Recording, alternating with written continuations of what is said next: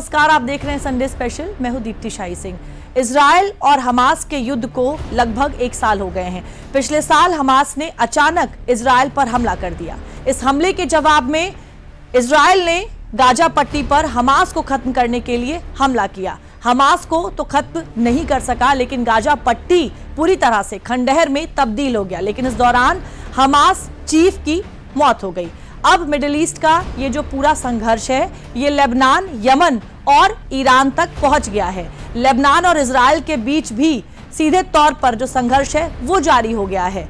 Lebanon के Hezbollah ने उत्तरी इजराइल पर कई हमले किए हैं, जिससे जान और माल दोनों का नुकसान हुआ है। अभी कुछ दिन पहले ईरान ने भी इजराइल पर लगभग 180 मिसाइलें महज 25 मिनट के अंदर दागी। और अब इजराइल ने भी कसम खा ली है कि वो ईरान से अपना बदला लेकर रहेगा।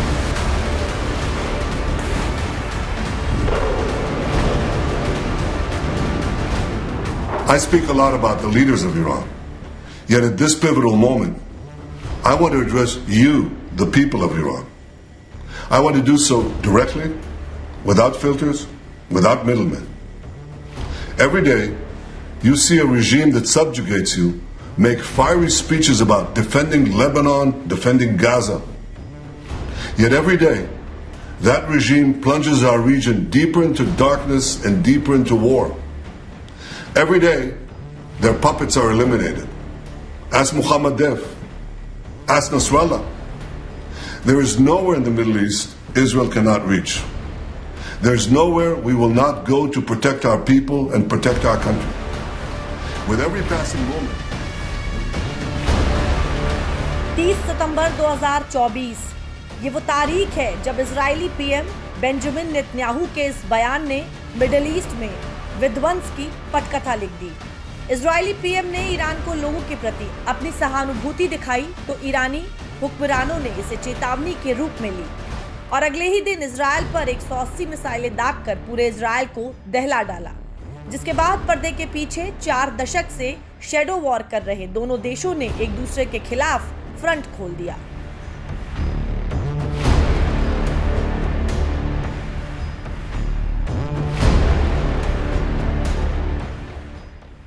पहली अक्टूबर की आधी रात इजरायल के आसमान में बारूद के ये चमकते सूरज दरअसल इंसानियत की तबाही का निशान लेकर आए थे।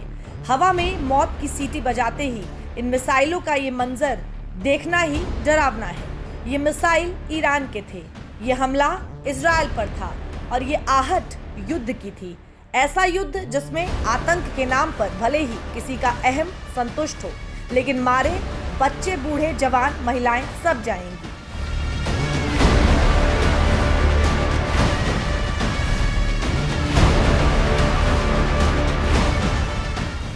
1 अक्टूबर की रात ईरान ने इजरायल पर 1-2 नहीं बल्कि महज 30 मिनट में 180 से ज्यादा मिसाइलें दागी। यानी हर मिनट 6 मिसाइलें, यानी हर 10 सेकंड पर मौत का मंसूबा पाले ईरान की एक मिसाइल गिर रही थी। वक्त था रात के 10 बजे। इजरायल में लोग यहूदी नए साल की तैयारियों में जुटे थे, लेकिन नया साल आने के चंद घंटों पहले ही पूरा का पूरा इजरायल, उसके लाखों नागरिकों को मिसाइल रोधी बंकरों में जाना पड़ा, क्योंकि ईरान को न सिर्फ हिजबुल्लाह के चीफ हसन नसरल्लाह की मौत का बदला लेना था, बल्कि इजरायल को चेतावनी भी देनी थी कि वो ईरान के मामलों में दखल ना दे।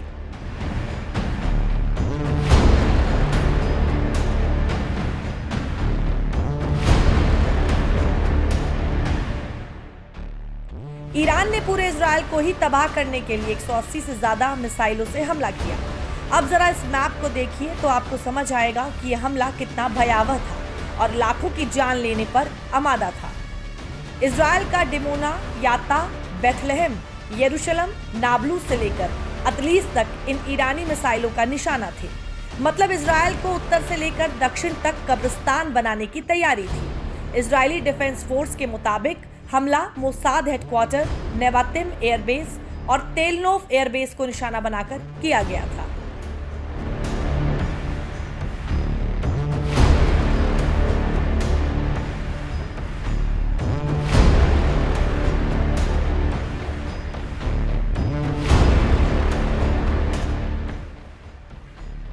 इजराइल का दावा, आयरन डोम से ईरानी हमला नाकाम। ईरान का दावा, 90% मिसाइलें निशाने पर लगी।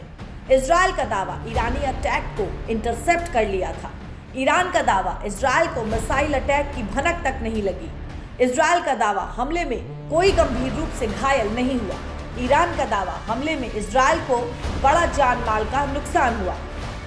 सवाल ये है कि आखिर ये नौबत ही क्यों आई? क्या इसके पीछे का कारण हिजबुल्लाह के चीफ नसरुल्लाह की मौत थी, या बेंजामिन नेतन्याहू का ईरान को लेकर दिया बयान था, या फिर ये हमला मिडिल ईस्ट में ईरान के वर्चस्व को दिखाने के लिए था? वजह चाहे जो भी हो, ईरान के हमले के बाद तुरंत ही इजराइल ने भी साफ साफ शब्दों में कह दिया था कि इसका बदला लिया जाएगा और पुरजोर ढंग से लिया जाएगा। למשפחות נרצחי הפיגוע הנפשע ביפו ואיחולי החלמה שלמה לפצועים. כמו במתקפת הטילים, גם מאחורי הפיגוע הזה יש יד מכוונת ורצחנית. היא מגיעה מטהרן. הערב איראן שוב תקפה את ישראל במאות טילים. המתקפה הזאת נכשלה. היא סוכלה בזכות מערך ההגנה האווירי של ישראל, שהוא המתקדם ביותר בעולם, ואני מברך את צה"ל על ההישג המרשים. ईरान का इजराइल पर यह हमला स्ट्रेटेजिक बदला था, और अब इस बदले का भी बदला लेने के जब इजराइल ने कमर कसी, तो इजराइल के इस मिशन में साथ देने के लिए उसका दोस्त अमेरिका भी मैदान जंग में कूद पड़ा। इजराइल ने ईरान को तबाह करने की कसम खाई है, और उसका साथ देने के लिए अमेरिका ने अपना हाथ बढ़ा दिया है। Before I began, I wanted to say a few words about Iran's missile attack on Israel today. At my direction, the United States military actively supported the defense of Israel, and we're still assessing the impact. But based on what we know now, the attack appears to have been defeated and ineffective. And this is testament to Israeli military capability and the U.S. military. It's also a testament to intensive planning between the United States and Israel to anticipate and defend against the brazen attack we expected. Make no mistake, the United States is fully supportive of Israel. Middle east के सबसे बड़े जंग में Israel को America का full support भी मिला। अमेरिकी सेनाओं ने कई ईरानी मिसाइलों को हवा में ही मार गिराने का दावा किया। अब फिर से वही सवाल खड़ा होता है कि इजराइल पर ईरान के इतने बड़े हमले के पीछे की वजह क्या थी? क्या सिर्फ नसरुल्लाह की मौत से ईरान बौखलाया था, या ईरान के आंतरिक मामलों में इजरायली पीएम बेंजामिन नेतन्याहू की दखलंदाजी से? इन वजहों से इनकार तो बिल्कुल नहीं किया जा सकता है, लेकिन सच ये भी है कि वजह सिर्फ इतनी ही नहीं है। दरअसल इजराइल ने न सिर्फ नसरुल्लाह बल्कि पिछले 2 महीने में हिजबुल्लाह के पूरे लीडरशिप को ही ध्वस्त कर दिया है। Hasan Nasrallah Hezbollah chief, Fuad Shukr Hezbollah Radwan force commander, Ibrahim Aqil Hezbollah operation chief, Ali Karaki South Lebanon chief commander, Wissam al Tawil Radwan force commander, Taleem Saleem Abdullah Hezbollah Nasr unit commander, Mohammed Nasir Aziz unit commander, Hashem Safieddine Hezbollah नया chief.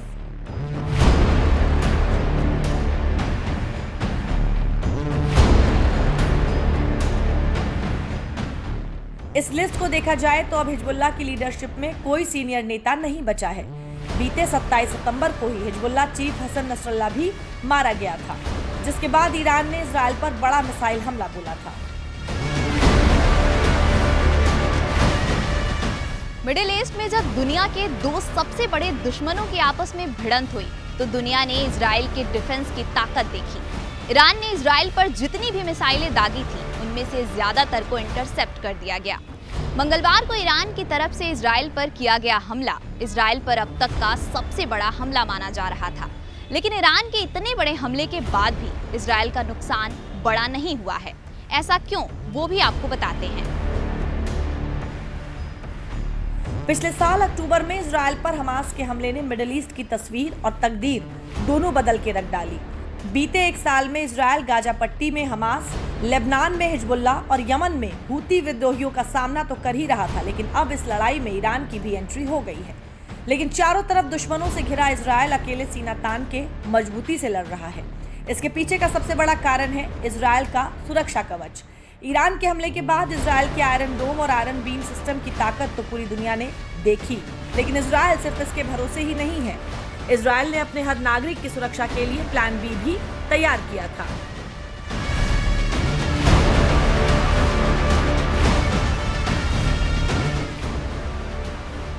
Israel ने bomb shelters नाम का system बनाया है। ये ऐसे घर हैं जिन पर हवाई हमलों और बमबारी का कोई असर नहीं होता। इजराइल में हर नए मकान में बॉम्ब शेल्टर बनाना अनिवार्य है। बॉम्ब शेल्टर नागरिकों के लिए एक सुरक्षा कवच की तरह काम करते हैं। इजराइल के 65% से ज्यादा लोगों के घरों में या आसपास बम शेल्टर मौजूद हैं। दरअसल ये शेल्टर मजबूत कंक्रीट से बने होते हैं जिसमें भारी धातु के दरवाजे होते हैं। ये मिसाइल हमलों से होने वाले विस्फोट और छर्रे को रोकने के लिए डिजाइन किए गए हैं। ऐसे ही इजराइल ने हवाई हमलों से बचने के लिए भी कई और तरह की खास तैयारी की है। इजराइल के पास multi tier air defence system है। आयरन डोम, तितल और डेविड स्लिंग मिसाइलों और ड्रोन हमलों को रोकता है। ये सिस्टम तुरंत हवाई खतरों का पता लगाकर उन्हें नष्ट कर देता है। हाल ही में ईरान के इजराइल पर हुए हमले में आपने आयरन डोम का नाम सुना होगा। आपको ये भी बताते हैं कि ये आयरन डोम कैसे काम करता है। आयरन डोम इजराइल का वो मिसाइल डिफेंस सिस्टम है जो दुश्मन की तरफ से आने वाले 4 किलोमीटर से 7 किलोमीटर के रेंज की मिसाइलों को मार गिराने में बेहद कारगर है। ये दुश्मन की ओर से दागी गई मिसाइलों को हवा में ही रोक देता है। दरअसल आयरन डोम एक बैटरी सिस्टम है जो सभी दिशाओं में इजराइल की सीमा पर तैनात किए गए हैं। इजराइल के पास लगभग 10 आयरन डोम बैटरी सिस्टम है।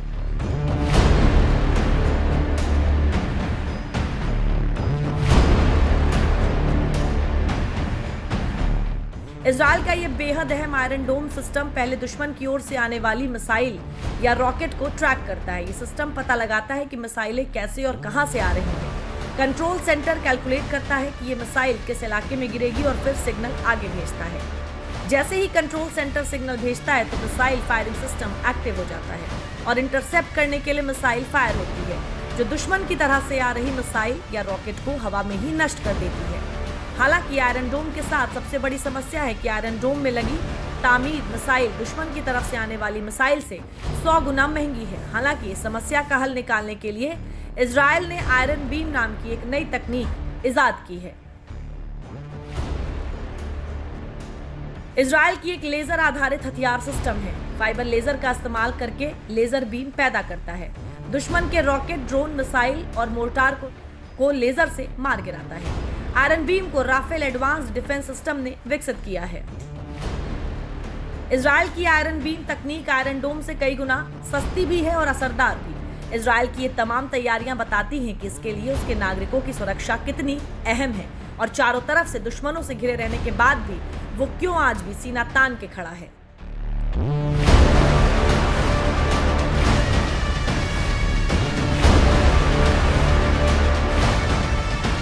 अभी तक आपने इजराइल के डिफेंस सिस्टम की ताकत को देखा। ये वही डिफेंस सिस्टम है जिसने ईरान के मंसूबों पर पानी फेर दिया। लेकिन ईरान के नापाक मंसूबों पर इजराइल कहाँ चुप रहने वाला था। मिडिल ईस्ट में अब तबाही की असली कहानी लिखी जानी थी, जो लिखनी और दिखनी दोनों शुरू हो गई।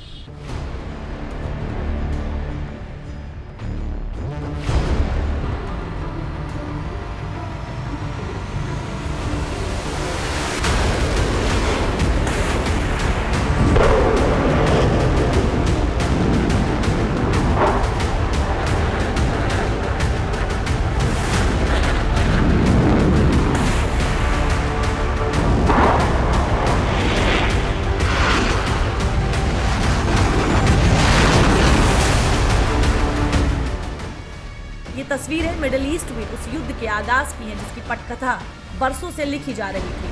आसमान से जमीन पर बरसते गोले इंसानी जिंदगियों को तबाह करने पर आमादा है। ईरान के हमले के बाद इजराइल ने लेबनान के बेरूत शहर में भयंकर तबाही मचाई। ईरान के मिसाइल हमले के बाद इजराइल ने हिजबुल्लाह के खात्मे की कसम खाई है। हिजबुल्लाह को तबाह करने के अपने फाइनल मिशन पर इजरायली सेना के जवान दक्षिणी लेबनान दाखिल हो गए। इजरायली सेना चौथी बार लेबनान की जमीन पर दाखिल हुई, इसलिए इसे जंग का चौथा चरण भी कहा गया। चौथे चरण का ये रण भीषण था। इजरायली सेना के लेबनान में दाखिल होते ही हिजबुल्लाह ने इजरायली सेना के 8 जवानों को मार गिराया।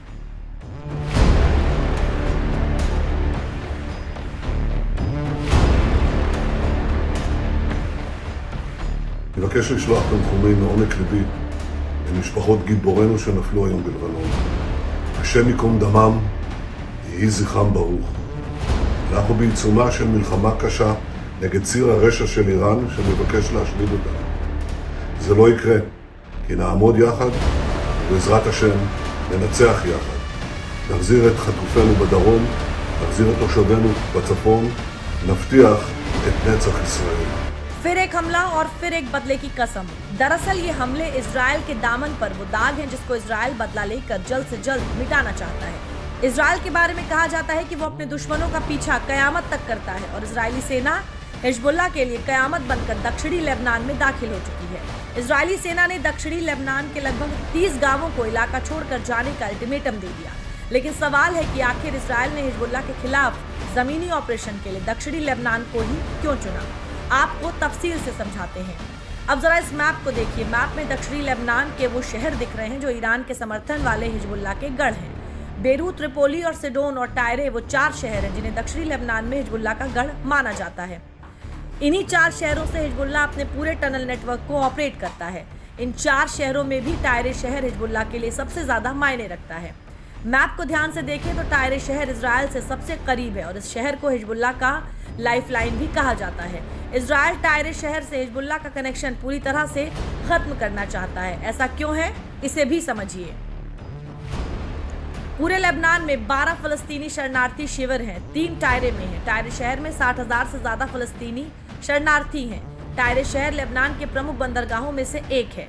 टायरे शहर में हिजबुल्लाह की जड़ें गहरी हैं। टायरे शहर को लेबनान से काटना चाहता है इजराइल।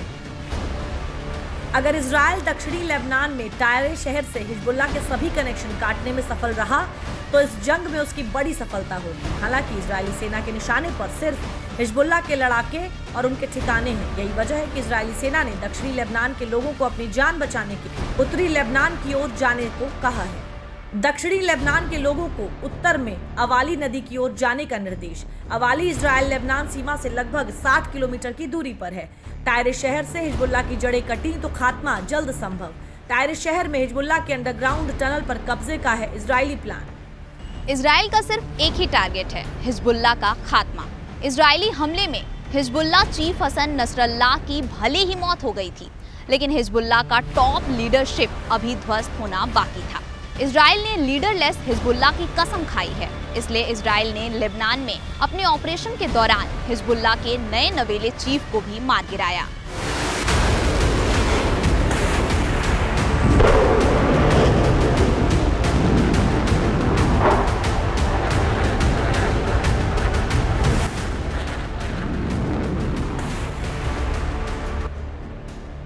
हिजबुल्लाह के पुराने चीफ हसन नसरुल्लाह की जान गई अभी हफ्ता भी नहीं हुआ था। तब तक शुक्रवार को नसरुल्लाह के सुपुर्द खाक से कुछ ही घंटों पहले इजराइल ने हिजबुल्लाह के 4 दिन पहले ही बने चीफ हाशेम सैफुद्दीन को मिसाइल अटैक में मार देने का दावा किया है।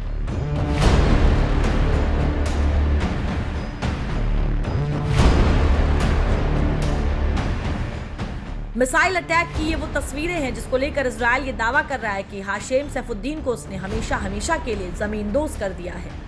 वीडियो को गौर से देखें तो आसमान में जो चमकती हुई लाइट दिख रही है, दावा ये है कि वो इजरायली ड्रोन से लॉन्च की गई मिसाइल है। इस मिसाइल को गौर से देखिए। जैसे ही ये मिसाइल नीचे आती है, अचानक ही एक बड़ा धमाका होता है और चारों तरफ रोशनी दिखने लगती है। इजराइल का दावा है कि बेरूत में हाशिम सैफुद्दीन को टारगेट करके उसने मिसाइल हमला किया, जब सैफुद्दीन एक बिल्डिंग के बंकर में अपने कमांडरों के साथ मीटिंग कर रहा था। इजराइल का हमला इतना जबरदस्त था कि कई मंजिला इमारत अटैक के बाद मलबे के ढेर में बदल गई। इजराइल के मुताबिक इस ड्रोन अटैक में हिजबुल्लाह का एक और बड़ा नेता महमूद यूसुफ अनीसी भी मारा गया।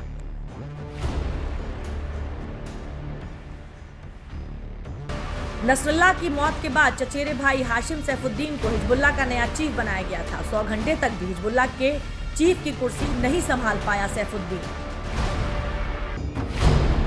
सर पर काली पगड़ी, बदन पर काला लिबास,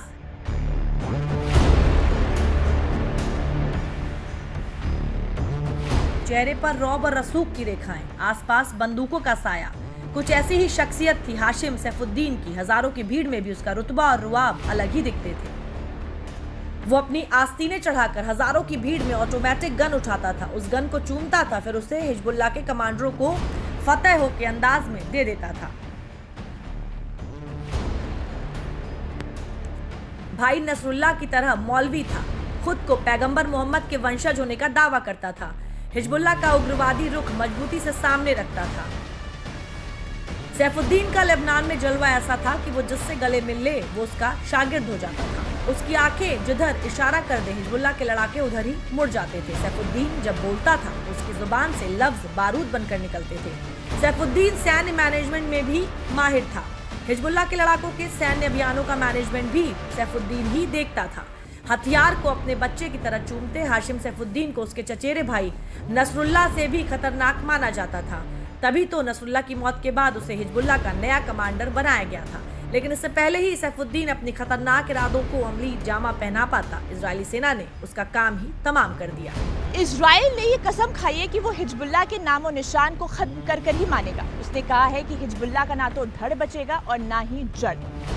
अब हिजबुल्लाह को निशाना बनाकर इजराइल जो तमाम हमले कर रहा है उसको देखकर ये साफ नजर आ रहा है कि इजराइल चुप होने वालों में से नहीं है। अब लेबनान की हवाओं में सिर्फ इजराइल का खौफ नजर आ रहा है। लेबनान से हिजबुल्लाह के निशान मिटाने की कवायद में लगे इजराइल ने बीते कुछ दिनों में हिजबुल्लाह के 3 बड़े लीडरों को मौत के घाट उतार दिया है। सीरिया में नसरुल्लाह के दामाद हसन जाफर कासर को मारने का दावा। 27 सितंबर को इजराइल ने लेबनान की राजधानी बेरूत में नसरुल्लाह को मार गिराया। 3 सितंबर को इजराइल ने बेरूत में ही नसरुल्लाह के चचेरे भाई हाशिम सैफुद्दीन को ढेर किया। जिस तरह से इजराइल हिजबुल्लाह को अपना निशाना बना रहा है उससे एक चीज तो साफ हो गई है कि इजराइल मौत का बदला मौत से लेने में बिल्कुल भी पीछे नहीं हटने वाला है। आने वाले समय में मिडिल ईस्ट में ये तबाही का मंजर और भी भयावह होने की उम्मीद है, क्योंकि इजराइल ने कसम खाई है कि जब तक हिजबुल्लाह को खत्म नहीं कर देता वो चैन से नहीं बैठने वाला है।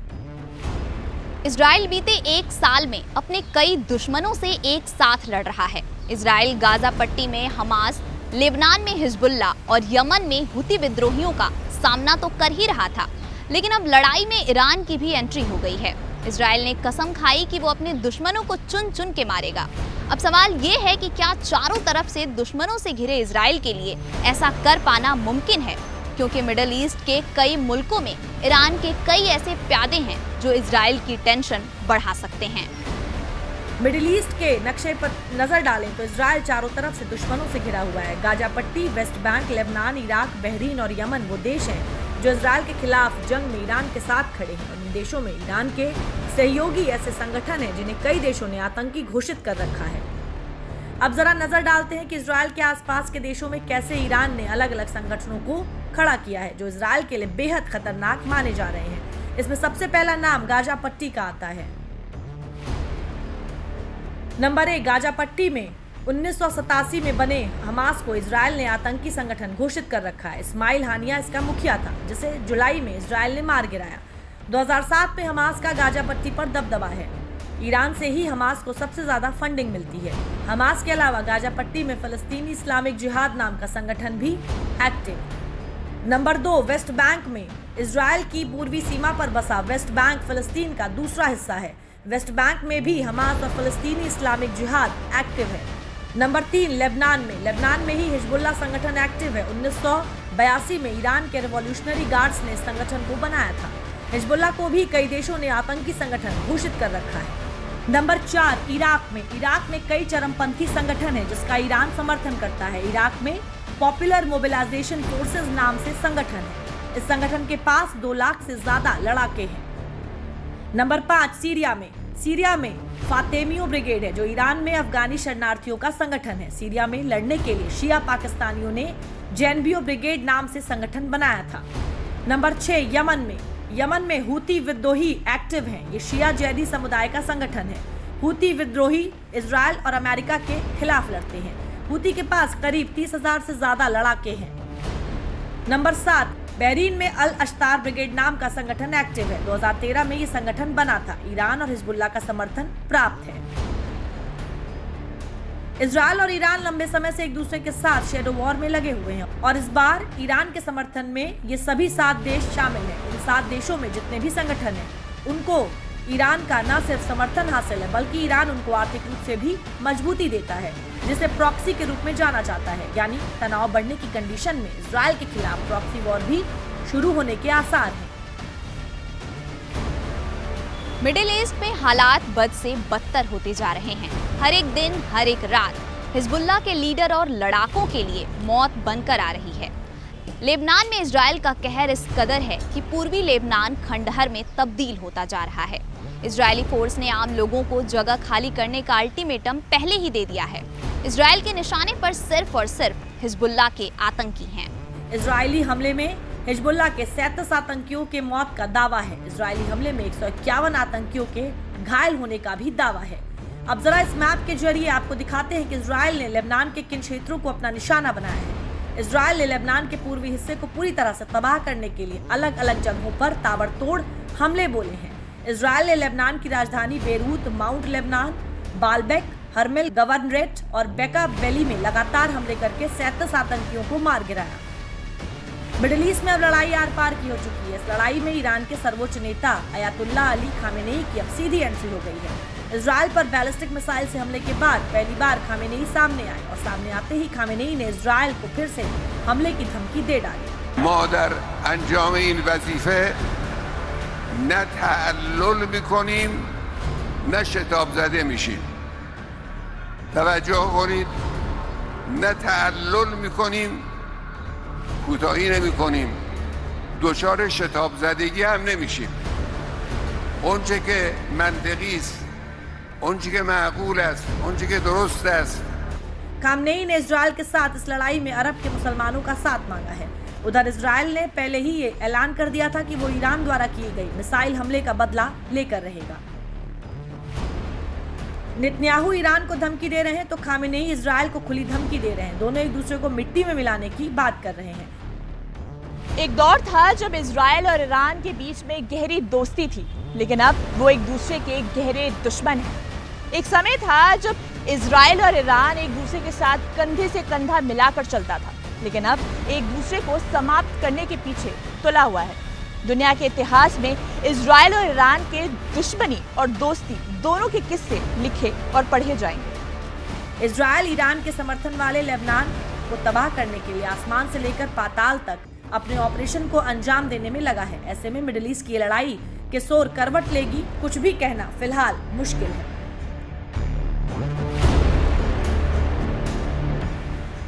तो इजराइल और हमास का युद्ध जो 1 साल पहले शुरू हुआ था, वो संघर्ष अभी जारी है। धीरे धीरे करके मिडिल ईस्ट के तमाम जो देश हैं वो भी इसमें शामिल हो गए हैं। आने वाला समय ही बताएगा कि इस पूरे संघर्ष का असर पूरी दुनिया पर किस तरह पड़ता है। आज के संडे स्पेशल में मेरे साथ फिलहाल के लिए इतना ही। देश और दुनिया की खबरों के लिए आप देखते रहिए दूरदर्शन उत्तर प्रदेश।